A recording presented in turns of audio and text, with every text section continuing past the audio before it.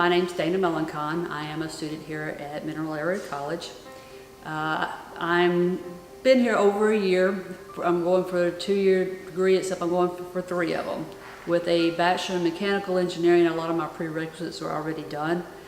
But there's a lot of application of things that were not taught in my theory degree that's over 25 years old. My majors here are industrial maintenance, engineering technology, manufacturing, and engineering technology, design drafting. So this definitely prepares you, because this is the things that I was missing when I was out there. There's more industry that's out there surrounding us that is coming back. They're coming back for their individual trainings for 15 hours, 30 hours of troubleshooting this, troubleshooting that, from the very beginning of learning that AC and DC is alternating and direct current, and how to use a multimeter to doing all this troubleshooting of hydraulics.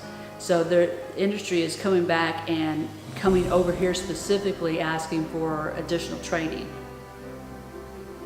And I understand that because I've worked out in the field for 30 years. And I was very shocked at the amount of technology that are in these labs. It was very welcoming. If you want to learn it, it's here.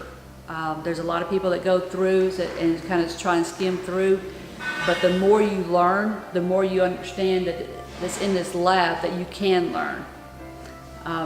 So all the pneumatics, I keep saying pneumatics and hydraulics, but it's PLCs, robotics, it's in the industry already.